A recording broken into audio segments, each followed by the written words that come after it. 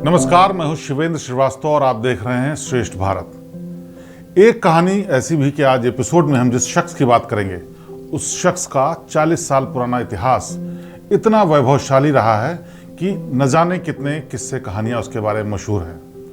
आपको जानकर हैरानी होगी कि उसके बारे में इतनी बातें हैं कि लोगों को अलग अलग तरीकों से पता चलते चलते जब भी कुछ पता चलता है तो लगता है जैसे किसी नए शख्स की बात हो रही हो। क्या आपने कभी सुना है कि किसी के घर में शादी हो और इतनी भव्य शादी हो कि शहर में कोई होटल ही खाली न बचे, यहां तक कि मेहमानों को ले जाने के लिए टैक्सियों के लिए भी मारामारी हो जाए? क्या आपने कभी सुना है कि किसी शख्स को जेल में जाने के बाद इतने पैसे जमा करने पड़ जाएं कि उसको जमानत के लिए 10,000 करोड़ रुपए जमा करने पड़े? क्या आपने कभी सुना है कि कोई शख्स इसलिए गिनीज बुक वर्ल्ड रिकॉर्ड में आ गया क्योंकि उसकी कंपनी में इतने लोग काम करते हैं जितने पूरे भारत में किसी प्राइवेट कंपनी में नहीं करते? जी हाँ, ये सच है। और आज हम बात जिनकी कर रहे हैं उनका नाम है सुब्रत रॉय सहारा, जिनको प्यार से लोग सहारा श्री भी कहते हैं। सुब्रत रॉय सहारा के सहारा श्री बनने की कहानी बेहद लंबी है, लेकिन इसकी शुरुआत होती है 10 जून 1948 से। बिहार के एक छोटे से कस्बे, जो उस वक्त कस्बा था, उसका नाम था अररिया। बाद में इसको जिला बना दिया गया, लेकिन वहां पर सुब्रत रॉय का जन्म हुआ। लेकिन सुब्रत रॉय बिहार से ज्यादा उत्तर प्रदेश में रहे, या यूं कहें कि वो उत्तर प्रदेश की राजधानी लखनऊ में ज्यादा रहे। उन्होंने अपने 30 साल के बाद जब करियर की शुरुआत की तो सबसे पहले उन्होंने एक छोटा सा बिजनेस शुरू किया जिसमें वो अपने लमरेटा स्कूटर पर नमकीन बेचने निकलते थे और नाम था जया प्रोडक्ट्स। लेकिन ये बिजनेस बहुत ज़्यादा नहीं चला। उसके बाद सुब्रत रॉय ने एक कंपनी में काम किया जिसका नाम था सहारा इंडिया, और इसी कंपनी को कुछ सालों के बाद उन्होंने खुद टेक ओवर कर लिया और इसके साथ शुरू हुई सफलता की एक ऐसी कहानी जिसने सुब्रत रॉय को सहारा श्री बना दिया। 1977 में अपने कुछ करीबी मित्रों, जिनका नाम ओपी श्रीवास्तव और डीके श्रीवास्तव था, इनके अलावा कुछ और लोग थे जिनके साथ मिल करके एक chit fund company Subrata Roy ने शुरू की और उसका नाम रखा सहारा इंडिया प्राइवेट लिमिटेड। धीरे धीरे जैसे जैसे इस कंपनी का आकार बढ़ता गया, उस कंपनी का नाम सहारा इंडिया परिवार हो गया। लेकिन जब कंपनी शुरू की गई तो बताते ये हैं कि महज 2,000 रुपए की पूंजी थी और काम करने वाले सिर्फ 3 लोग। और इन 3 लोगों के सहारे सुब्रत रॉय ने इतना बड़ा एम्पायर खड़ा किया कि आज की तारीख में तमाम मुश्किलों के बावजूद सुब्रत रॉय सहारा का बनाया हुआ सहारा इंडिया परिवार करीब 2.5 लाख करोड़ की संपत्तियों वाली ऐसी कंपनी है जिसमें 9 करोड़ लोग प्रत्यक्ष या अप्रत्यक्ष रूप से नौकरी के लिए जुड़े हुए हैं। यही नहीं, सहारा इंडिया परिवार में इतने एम्प्लॉयज होने की वजह से Guinness book of world record में उनका नाम दर्ज किया गया कि भारत में रेलवे के बाद एक अकेली ऐसी प्राइवेट कंपनी है जिसमें इतने लोग काम करते हैं। और ये रिकॉर्ड आज भी सुब्रत रॉय सहारा यानी सहारा इंडिया परिवार के पास ही है। 1978 में जब इस बिजनेस की शुरुआत की गई तो बड़ा यूनिक आइडिया था कि आप छोटे छोटे उपभोक्ताओं से कुछ कुछ पैसे जमा कीजिए और उसके बाद उनको एक मुश्त रकम की भुगतान किया जाता था।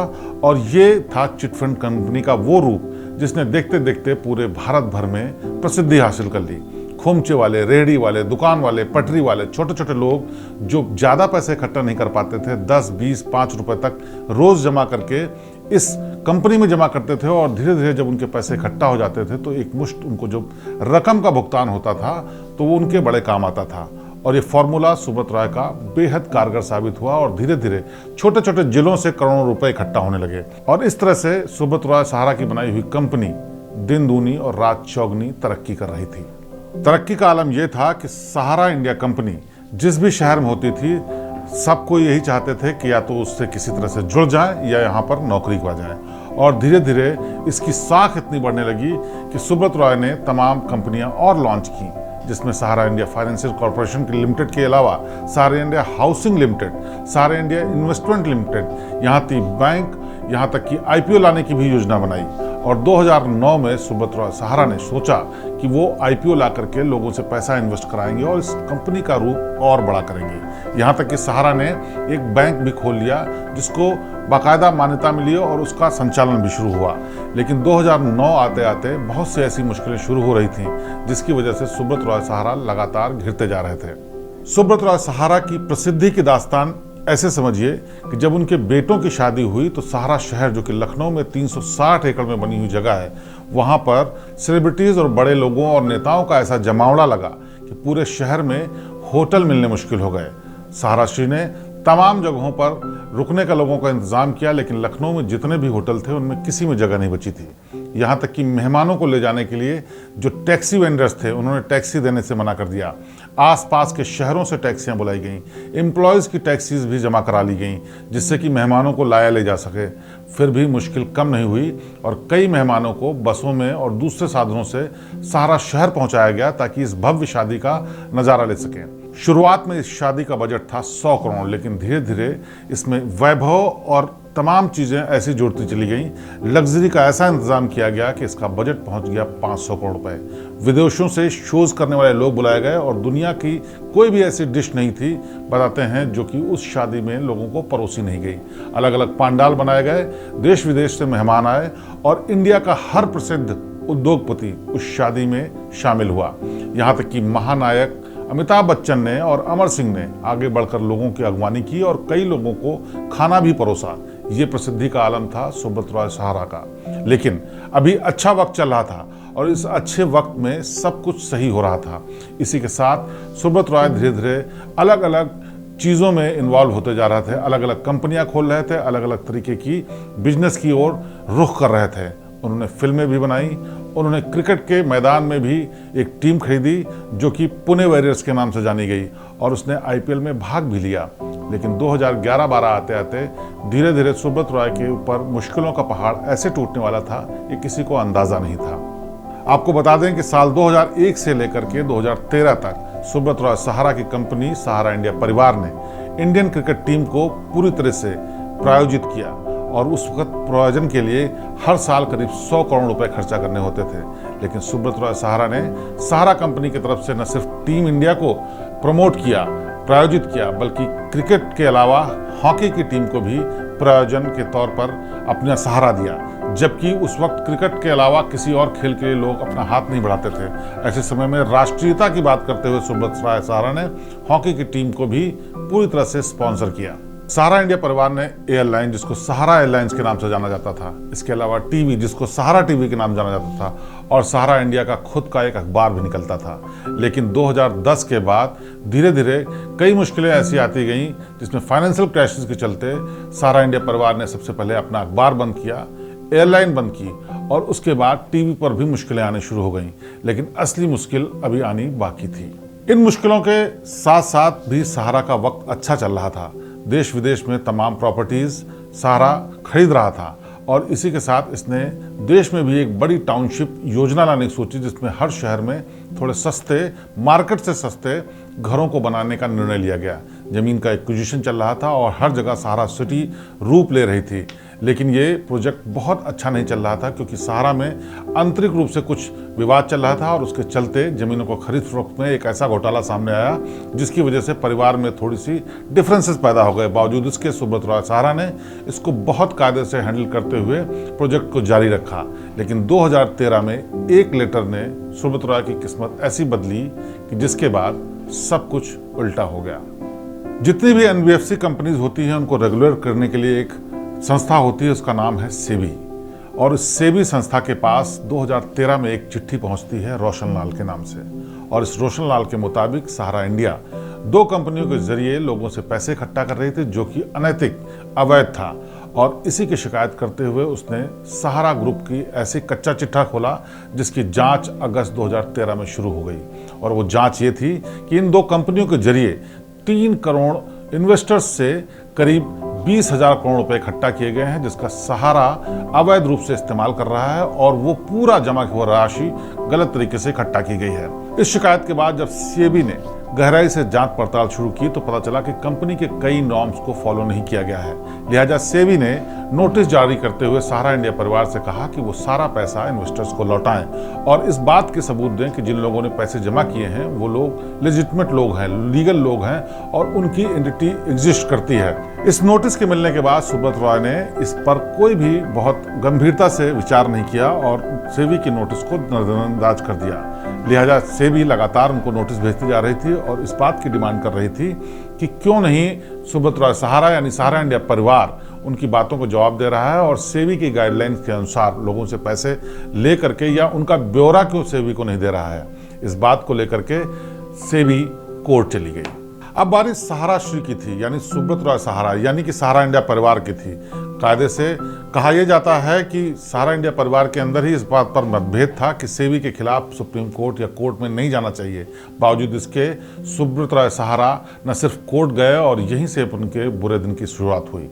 कोर्ट ने सहारा परिवार की नहीं सुनी, बल्कि कहा कि सेबी को सारी चीज़ों का ब्यौरा दिया जाना चाहिए। और इसके बाद सुब्रत रॉय ने एक ऐसा कदम उठा लिया जो कि न सिर्फ ऐतिहासिक था, बल्कि आज भी सेबी के अधिकारी जानते हैं कि ऐसा कदम किसी भी बिजनेसमैन ने नहीं उठाया। दरअसल सेबी लगातार कह रहा था कि उन खाताधारों का ब्यौरा दिया जाए जिनके पैसे 3 करोड़ लोग ऐसे जिनके पैसे सहारा श्री ने अपने कंपनी में जमा कराए हैं, और इसका कोई ब्यौरा सुब्रत रॉय नहीं दे रहे थे, क्योंकि हर बार जवाब यही होता था कि 90% लोगों के पैसे वापस किए जा चुके हैं। लेकिन सेबी इसके सबूत मांग रही थी। इसी के चलते सुब्रत रॉय ने अचानक से 127 ट्रक में भरकर मुंबई के सेबी के दफ्तर में वो कागजात भेजे जो तमाम इन्वेस्टर से जुड़े हुए थे। इन ट्रकों के मुंबई में अचानक पहुंचने की वजह से ट्रैफिक जाम हो गया, अफरा तफरी मच गई, और सेबी के उस दफ्तर में इन ट्रकों में लदे हुए कागजों को रखने की जगह भी नहीं थी।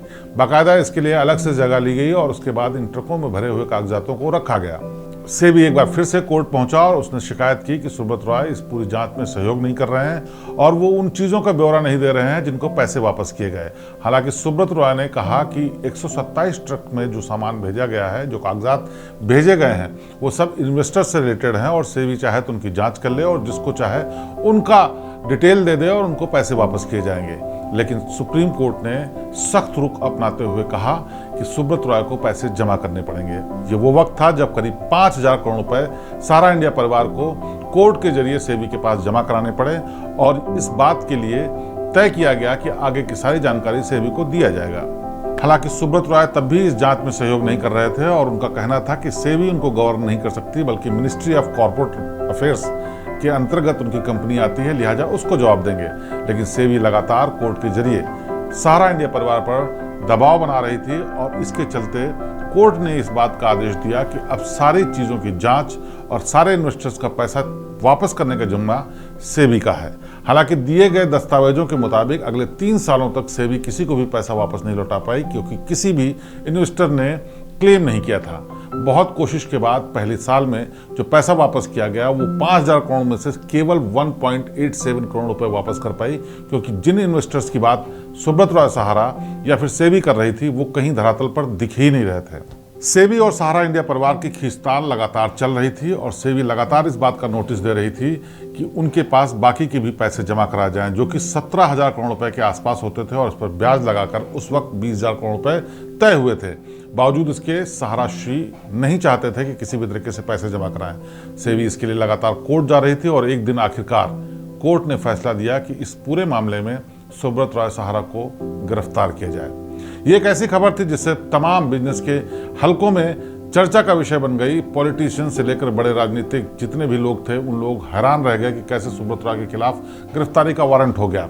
लखनऊ के जिस घर में वो रहते हैं उस घर का एरिया है 360 एकड़। कहा यह भी जाता है कि उस सहारा शहर को उन्होंने अवैध रूप से बना रखा है, लेकिन जिस वक्त गिरफ्तारी हुई सुब्रत रॉय उसी घर में थे, लेकिन किसी की हिम्मत नहीं थी कि उनको गिरफ्तार करके ले जाया जाए। हालांकि बाद में लखनऊ की गोमती नगर पुलिस ने उनको नोटिस थमाया, कोर्ट का सम्मन दिया और उसके बाद कहा कि आपको गिरफ्तार किया जाता है।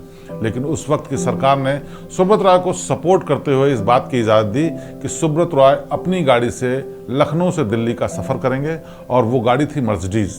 उस मर्सिडीज़ से गाड़ी से कोर्ट में पहुंचे और वहां पर उनको गिरफ्तार करके जेल भेज दिया गया। 14 मार्च 2014 को कोर्ट के कंटेम्प्ट में और निवेशकों का पैसा न वापस करने के आरोप में सुब्रत रॉय सहारा को लखनऊ से गिरफ्तार कर लिया गया और उनको जेल भेज दिया गया। लेकिन जेल में रहने के दौरान भी सुब्रत रॉय लगातार इस बात की लड़ाई लड़ रहे थे कि उन्होंने जो पैसा जमा किए हैं वो इन्वेस्टर्स को वापस किए जाए और उन्होंने किसी का पैसा नहीं मारा है।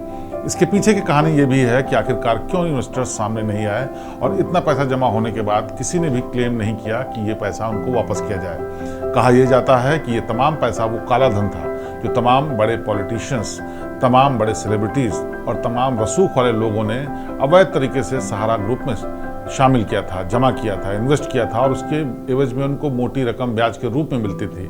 लेकिन जब ये सारा मामला भरभरा कर गिर रहा था, सेबी की जांच चल रही थी, इस पर उंगलियां उठ रही थी, तो वो लोग सामने नहीं आ रहे थे, क्योंकि अगर वो सामने आते तो पता चल जाता कि आखिरकार ये किसका काला धन है। और इसको करने का तरीका ये था, जो कि जानकारी में के मुताबिक इन सारे जमा किए हुए पैसों के छोटे छोटे अकाउंट खोले जाते थे। अगर किसी ने 50 करोड़ रुपए जमा किया तो उसके हो सकता है 5000 अकाउंट खोले गए हों और उसके हिसाब से जो रकम आती हो वो किसी भी बेनामी नाम से जमा की जाती हो। इसीलिए जब संख्या गिनी गई तो करीब 3 करोड़ इन्वेस्टर्स निकले और 17,000 करोड़ रुपए का बड़ा अमाउंट निकला।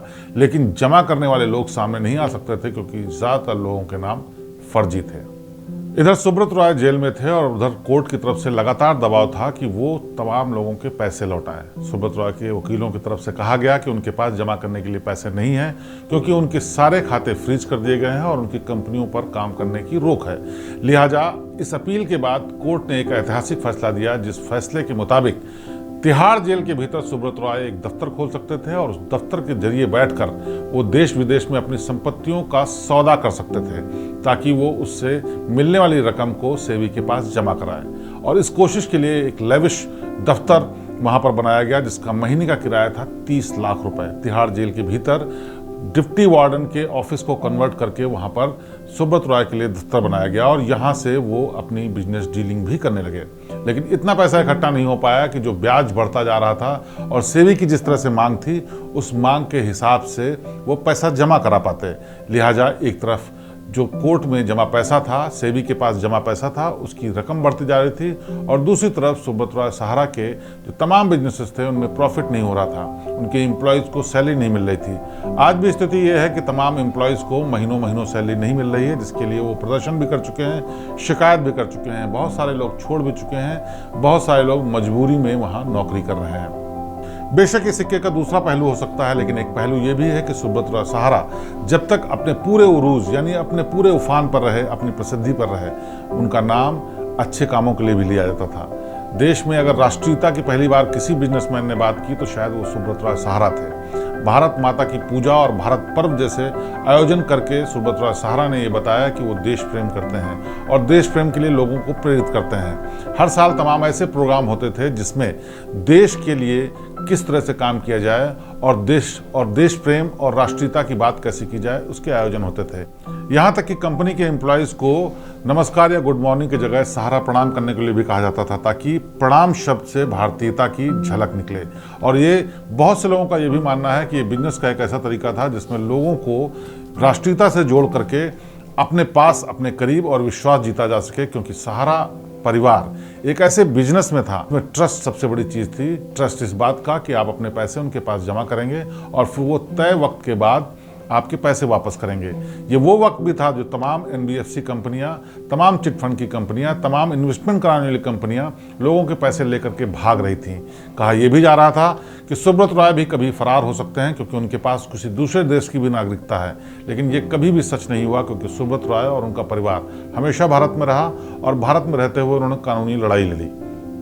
कानूनी लड़ाई लड़ने के दौरान सुब्रत रॉय की जिंदगी में एक ऐसा मोड़ आया जब कोर्ट ने कहा कि अगर आपको जमानत चाहिए तो आपको एक अमाउंट जमा करना पड़ेगा, और वो अमाउंट था 10,000 करोड़ रुपए का।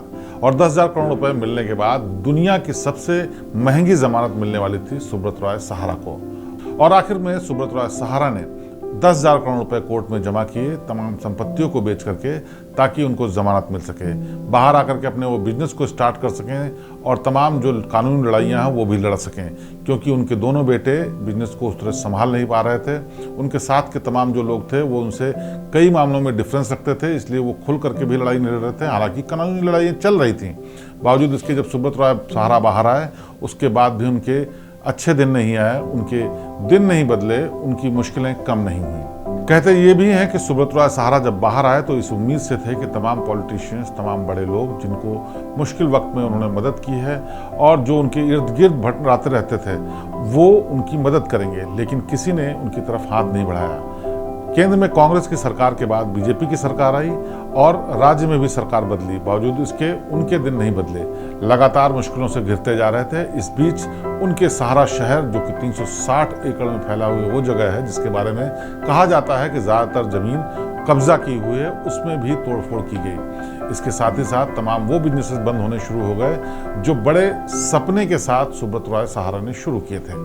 एक तरफ सुब्रत रॉय सहारा का साम्राज्य सिमटता जा रहा था, दूसरी तरफ उनकी सेहत भी उनका साथ नहीं दे रही थी। एक बार तो ऐसा हुआ कि जब खबर आई कि उनको एक ऐसी बीमारी है जिसकी वजह से उनकी जान बचनी मुश्किल है, और ये चर्चा लगातार तमाम हलकों में होने लगी, लोगों के बीच में होने लगी, सेलिब्रिटीज़ के लोगों में होने लगी, और सुब्रत रॉय सहारा सबके सामने नहीं आ रहे थे। लेकिन अचानक 4-5 महीने के बाद सुब्रत रॉय सहारा ने सामने आकर सबको बताया कि उनको कोई ऐसी बीमारी नहीं है, बस वो शांति से रहना चाहते थे। लेकिन कहा यह भी जाता है कि उनको गंभीर बीमारी थी और उस दौरान उन्हें इलाज कराया। लेकिन जिस वक्त सुब्रत रॉय सहारा का निधन हुआ, यानी 14 नवंबर 2023 की रात को 10:30 बजे मुंबई के एक अस्पताल में, उस वक्त लोगों को ये उम्मीद नहीं थी कि सुब्रत रॉय सहारा चले जाएंगे। लेकिन इस खबर के अचानक आने के बाद पूरे पॉलिटिकल फ्रेटर्निटी में, सेलिब्रिटीज़ के बीच और राजनेताओं के बीच में चर्चा का विषय बन गया कि एक ऐसा आदमी जो कि सबके लिए मददगार था, इतनी ऊंचाई पर गया नीचे से शुरू करके, वो अचानक से चला गया, वो भी बेहद शांति से। कहा यह भी जाता है कि जब सुब्रत रॉय की मौत हुई उस वक्त उनके परिवार का कोई भी शख्स उनके पास मौजूद नहीं था। पत्नी, बच्चों समेत तमाम लोग विदेश में थे और अंतिम सांस लेते वक्त उनके परिवार का उनके करीब कोई भी मौजूद नहीं था। बहरहाल सुब्रत रॉय सहारा अब लोगों के बीच में नहीं है, लेकिन सुब्रत रॉय सहारा से जुड़ी हुई तमाम ऐसी कहानियां हैं जो वर्षों तक याद की जाएंगी। कुछ अच्छी कहानियां भी हैं, कुछ बुरी भी हैं। अच्छी कहानियों में एक कहानी ये भी है कि सुब्रत रॉय सहारा ने 6000 एकड़ में मुंबई के पास एम्बी वैली में एक ऐसी जगह डेवलप की जो कि ड्रीमलैंड कहा जाता था। जिस वक्त सुब्रत रॉय सहारा के अच्छे दिन चल रहे थे, उस वक्त वहां पर उन्होंने तमाम ऐसी विलास बनाई जो सेलिब्रिटीज, क्रिकेटर्स, फिल्म स्टार्स और पॉलिटिशियंस को उन्होंने गिफ्ट के तौर पर दी। और ये बहुत बड़ी बात थी क्योंकि उस वक्त ऐसा मौका था जब सहारा अपने ऊंचाई पर था और कहा जाता था कि सुब्रत रॉय के नज़दीक होने का मतलब है कि पैसों से, पावर से और तमाम चीज़ों से हमेशा मजबूत रहना। हालांकि साल 2020 में लॉकडाउन के दौरान नेटफ्लिक्स ने एक ऐसी सीरीज बनाने की भी कोशिश की जिसमें सुब्रत रॉय की इमेज एक बिगड़ैल इंसान, बिगड़ैल बिजनेसमैन जो कि नेटवर्किंग के सहारे अपने बिजनेस को चलाता है, ये सब दिखाने की कोशिश के लिए एक सीरीज शुरू की गई जिसका नाम था बैड बॉयज। बेशक सहारा से जुड़े हुए तमाम विवाद हैं, अच्छी बातें हैं, बुरी बातें हैं, लेकिन इस बात से कोई इनकार नहीं कर सकता कि सुब्रत रॉय सहारा ने समाज के लिए तमाम ऐसे काम किए जो वर्षों तक याद किए जाएंगे। लखनऊ में चाहे डेवलपमेंट का काम हो या फिर गोरखपुर सिटी को तमाम रूप से बदलने का काम हो, एम्बी वैली में एक ड्रीम वैली बनाने की बात हो या फिर क्रिकेट टीम को स्पॉन्सर करने की बात हो, गरीबों की मदद के लिए तमाम संस्थाएं चला जाने की बात हो, या फिर अपने एम्प्लॉयज़ के 25 साल पूरे होने पर 25% सैलरी बढ़ाए जाने की बात हो, ऐसे तमाम किस्से हैं जो सुब्रत रॉय को तमाम बिजनेसमैन से एकदम अलग बनाते हैं। इस पर भी बहस हो सकती है कि आखिरकार जब इतने बड़े पैसों का उन्होंने फ्रॉड किया या फिर ऐसे निवेशकों को धोखा दिया तो वो आदमी अच्छा कैसे हो सकता है। लेकिन सच ये भी है कि उसके लिए सुब्रत रॉय एक कानूनी लड़ाई लड़ रहे थे और उसका फैसला, अंतिम फैसला आना बाकी था कि आखिरकार इसके पीछे की सच्चाई क्या थी। किसी राजनीति का शिकार हुए या फिर कानूनी दावपेच में भर गए या कोई चाल ऐसी उल्टी हो गई जिसके चलते सुब्रत रॉय निकल नहीं पाए। लेकिन सच ये है कि सुब्रत रॉय सहारा, जिनको सहारा श्री के नाम से जाना जाता था, न सिर्फ सहारा इंडिया के एम्प्लॉयज़ के लिए बल्कि देश के तमाम उन लोगों के लिए हमेशा जिंदा रहेंगे जिन्होंने कभी सपने देखे थे सहारा में काम करने के, ग्रुप से जुड़ने के, या फिर उन लोगों से जिनका वास्ता सुब्रत रॉय सहारा से पड़ा है। तो सहारा इंडिया परिवार के मुखिया सुब्रत रॉय सहारा की ये थी दास्तान, एक कहानी ऐसी भी में। अगली बार फिर किसी शख्सियत, किसी खास बात और किसी हैरतअंगेज कहानी के साथ फिर आपके सामने पेश होंगे। तब तक आप देखते रहिए श्रेष्ठ भारत। मुझे दीजिए इजाजत। नमस्कार।